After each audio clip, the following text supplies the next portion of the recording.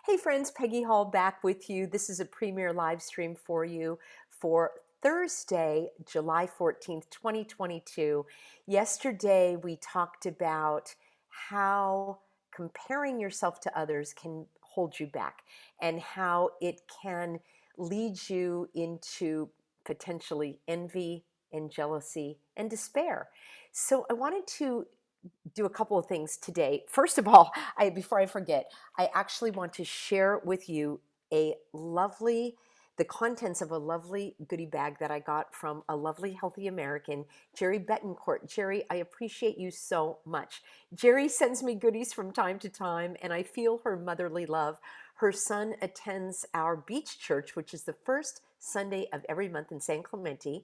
And if you're interested, you can go to thehealthyamerican.org, click on events, and you'll get all of the details. And this goodie box came before the 4th of July, and I opened it and I used the items for the holiday. Well, let me show you what I got. So these are lovely prayer cards. And what I like about this is these are encouragements. And you know how I am all about encouragement, self-encouragement instead of self-criticism. And it has today's prayer, and each one is different. Oh my gosh, I just pulled this out, and this is perfect for today's topic. It says, I am fearfully and wonderfully made, Psalm 139, and that is verse 14. If you have not read Psalm 139, I highly encourage you to do so. This is beautiful, and you can just pull out one of these cards with a Bible verse, and this one says, Behold, you are beautiful. Thank you so much, Jerry. Along with the cards came a whole cornucopia of goodies, and these lovely plates I used for our 4th of July, along with these napkins that said, I love America. And I have an older neighbor that lives nearby with her husband and a caretaker, and I made some homemade cookies and put them in the plates with the napkin, and it was just so well received. And then also some other decor, which I had up. Look at how awesome this is. Of course, our stars and stripes with additional little stars and goodies. And Jerry also gave me, she knows I love to journal, and she sent me this journal, Faith Over Fear. That completely sums up everything that we've been going on for the last couple of years. I do not live in fear. It's just not something that I do. I have a deep faith, and I don't want to spend my precious grains of rice that represent my life energy in fear. I would rather turn that on its head and live in faith. So, beautiful journal and a sunglass case. I do use my sunglasses daily, either whether I'm working outside in the garden or while I'm out running my errands, and of course at the beach and at the pool. So that is so thoughtful. And all of my swim stuff goes in this bag. United we stand. Absolutely. They want to divide us. We're not going to have any of it. And then I want you to stay tuned till the end of this broadcast, because I want to read to you some of these incredible documents that Jerry sent, a whole folder full of encouragement. And Jerry is also a writer. And so I want to read to you what she wrote. And then I'm also going to finish off with a prayer called the Divine Weaver. I love this because it completely ties in with today's topic. That's why I left it here for the end of the week. It is the end of the week. Today, you're watching this on Thursday, and then I'm broadcasting Monday through Thursday for the morning show. And that way I can hit the ground running with you on Monday and look forward to our next topics. What we are talking about is how we can use comparison and even envy and even jealousy to use that as an inspiration instead of a way of denigrating or pulling ourselves down if we think, well, I can't do what they do, and they have more than I have, and they're better than I am. And that actually denigrates God's will for your life. He created you, as the card said, fearfully and wonderfully made, and you are God's poetry. You are his masterpiece, and that is in the book of Ephesians. And it says that he created you for special works to do before you were even born. And that's why we have certain desires and dreams and goals and tastes and preferences, because that's how God made us. And sometimes we will set those aside and we think that we have to do what everyone else is doing. I remember this very clearly. And sometimes I mean, I remember this as a young person kind of going along with what everybody else wanted to do. And I think even in this day and age, I see a lot of young people going to college only because their friends are going to college, or because their parents went to college, or because society is telling them to go to college. And they never really thought it through. I'm going to be doing a video on this on my other channel, the Healthy American Peggy Hall, and that will be next week. And I'm going to be doing a video called "Is College Really Worth It?" And I've got questions that I want to pose for people that haven't thought it through. So especially for young people, they may be comparing themselves to others. They may feel horrible about themselves if they didn't get into the top school that their friends got into. And my friends here, you know, and I know that comparing ourselves to others can be very harmful, and it can hold us back, because God created each of us uniquely and individually. Yesterday, we celebrated some of those gifts. And then Luther made a comment right before I completed that broadcast. And he said, we can use comparison and even envy and jealousy. Well, I'm adding that in if he didn't say so, to compel us to be inspired by others. And that's exactly what we can do, Luther. I want to share a story with you, two stories, in fact, from a lifelong friend who I know I'm going to see again someday, even though there has been a temporary pause in our relationship. I look forward to the day that we will be sharing healthy hugs and rolling our eyes over all of this hogwash. All will be forgiven. You can imagine that her point of view is 180 degrees different than mine. And I love her. That's all right. She's entitled to her opinion, as I am to mine. And this remarkable friend, twice in my life, many times in my life, but twice that have really, two times that really stuck with me, where she could have been envious, she could have been jealous, she could have grumbled and made her own self feel less than. And one time, I'll give you kind of a big one and then a smaller one. And this was when my husband and I had done some remodeling in our home. And we had saved for it, we planned for it, we paid for it, we had uh, enjoyed ourselves doing it, doing all of the decor and the remodel. And it took us from a small, dark, enclosed kitchen to a wide open, they call it open plan concept. And it was bright and light and blue and white, and it was just lovely. It made me feel like I was at a high-end spa or resort. And every time I walked into the kitchen, my heart sang and I felt open and free, just like we had remodeled the kitchen. And this would be an opportunity for someone who may have wanted to remodel their own kitchen. And in the case of my friend, here's the irony. She was remodeling her kitchen not because she wanted to, but because there had been mold found in her home. And she had just remodeled her kitchen a couple of years previously, and everything had to be ripped out. And I'm talking about start to finish. They were living in a hotel, they were camping, they were in their pop-up kind of like, camping van. And she could have grumbled. She could have felt, wow, here I am having to go through all of this, tearing out my beautiful kitchen while Peggy just put one in. That would have been a recipe for many people to be comparing. I think I just made up a word, comparison, to have people comparing, to have them grumbling, to have them be jealous or envious. And my lovely friend, she expanded my joy. She added to my joy because she sincerely felt my joy. She was thrilled for me. She loved it. Not that I care that she loved it or not, but her joy added to mine. And she was sincerely happy for me. And it magnified my own joy. So she didn't have to wait until her kitchen was complete. She didn't have to grumble and say, oh my gosh, I can't believe some people get all the luck. Why did this happen to me? She didn't complain about what was going on. She was actually grateful that she was going to have her house repaired, even though it took a lot of time. And that to me was such an inspiration in my own life. For me to not wait until something good happens to me. I can celebrate other great things that happen to other people. I can celebrate their success, their accomplishments, their makeovers, their remodels. I don't have to wait until I have it. I can share in their joy, and it can be sincere. So my friends, that's tip number one. Don't wait until something great happens to you. You can share in the joy and the success of someone else. It was sincere. I loved her for that. I will never forget. how she approached that. A second thing that happened with my lovely friend, and this is not as life-changing as a kitchen remodel, although maybe it is. I don't like to even judge or put limits on things.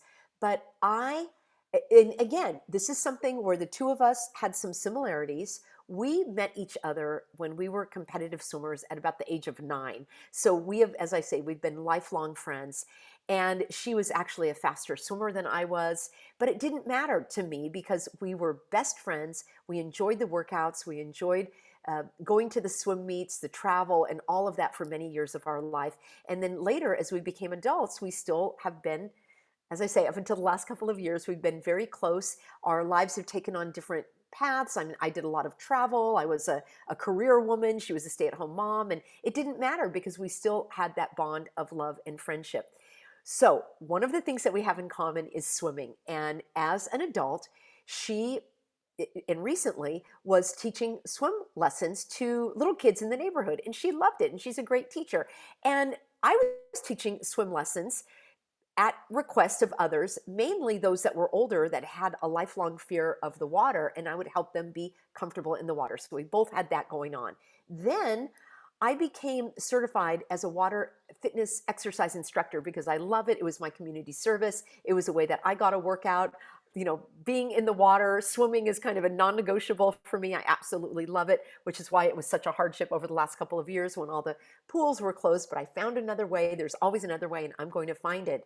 So prior to all of this hogwash, I created this scenario and this job where I was teaching these water fitness classes. And it was incredible. I had so many students. It was so much fun. I was in high demand. I was in the best shape of my life. I looked forward to every morning hitting the ground running. I would teach 2 classes every day. It was an absolute peak point of my life right before all this hogwash was sloshed all over us. And my lovely friend came with me to this water exercise class. And again, she could have had sour grapes. She could have rolled her eyes. She could have thought, well, gosh, why does Peggy get all the luck? Here I am teaching little kids to swim, and she's very successful in this business of doing the water fitness classes. It never even crossed her mind. What she said was, oh my gosh, this is so great. You're such a great teacher. I had so much fun. The classes are incredible. I love this pool. I love the location. The students are incredible. She shared my joy to the utmost, and it was sincere. And you know it's sincere when it comes from the heart. And her joy magnified my joy. I don't rely on what other people think about what I'm doing, but it actually enhanced and elevated my own well-being and my own excitement because I was sharing that with my dearest longtime friend. And I never will forget her response because I know I easily can fall into that comparison and jealousy, even with other instructors. Like, well, how come she got that time slot and I didn't get it? And how come those students are going to her class and not mine? It is so easy to compare. My friend had voiced no comparison whatsoever. It was 100% pure joy and support and love and encouragement. She was thrilled for me, and it absolutely expanded my own joy. I will never forget that, even though she may not even really remember it if I were ever to say, hey, lovely friend, remember that time when you came to my water exercise class and you were so excited about what I was doing and the environment and the students? And she may say, oh yeah, no, I didn't even, yeah, that was a lot of fun. She may not even realize the impact that had on my life. And so going forward, I always think about my lovely friend and how I can embody what she did. I can find sincere joy and appreciation and encouragement for someone else's accomplishments, even if they are not mine. That, my friends, is the secret to turning around that comparison. You can live in that joy. You don't have to wait for it to happen to you.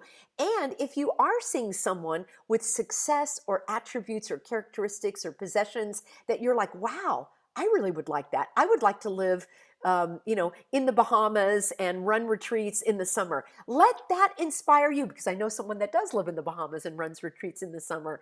And I admit, I'm like, wow, gosh, I wish I could do that. Well, I could do that. And I have done that. And I've done it here in Southern California. So let these others inspire you.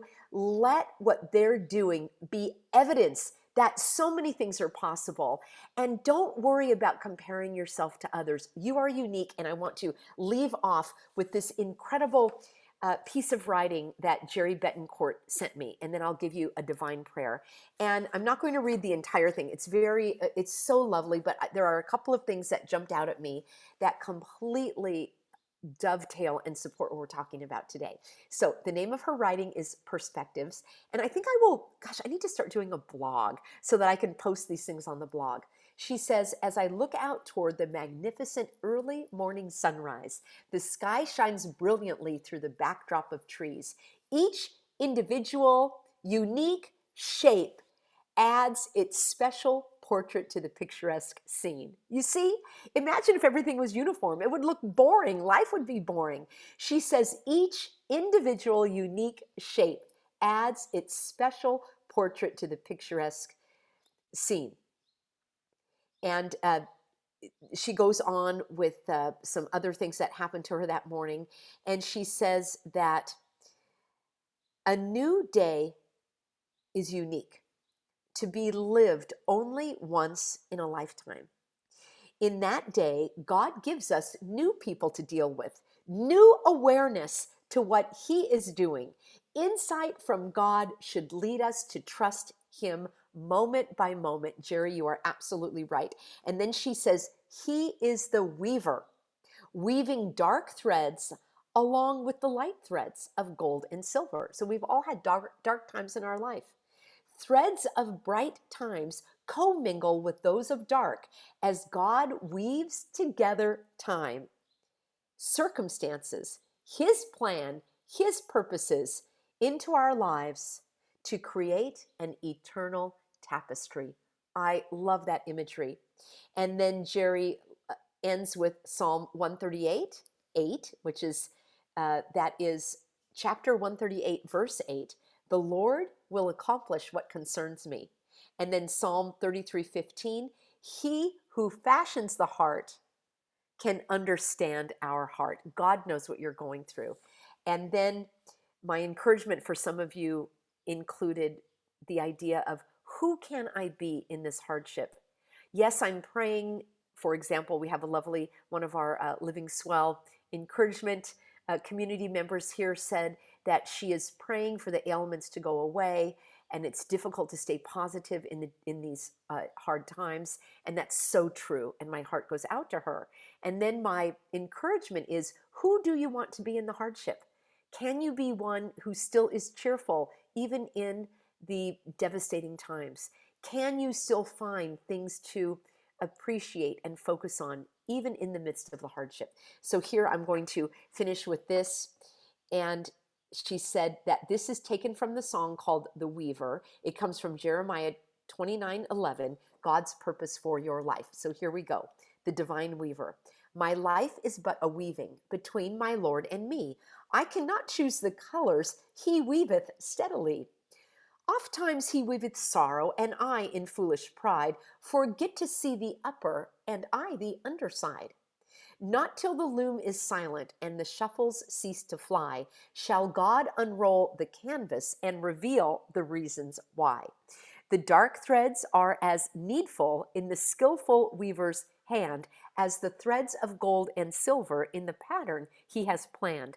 My life is but a weaving I cannot always see. I let him choose the colors. He knows what's best for me. I am just getting chills. Thank you, Jerry, and everyone who's on board today. I would love to see in a comment what you have been through that at the time was dark, and then God revealed for you that it was the light threads, the silver and gold. How did those dark times offer contrast and appreciation for the brighter? And how can you perhaps see someone that you might in the old days compared yourself to, or have been jealous or envious of? And now can you celebrate their successes, their attributes, their accomplishments, their possessions, and allow that to inspire you in your own life? That's how I see things, friends. Thank you so much for being on board. I hope that you have a lovely weekend, and I will be back with you on Monday, 11 a.m., streaming live here with you. And then I'm always over at the Healthy American Peggy Hall channel here on YouTube with my live stream starting at 5 p.m. Pacific. And I'd like to bring you breaking news and also encouragement in the way of Peggy to the rescue to help you find those tools against tyranny. Thanks for being on board, everybody, and I'll see you in an upcoming broadcast.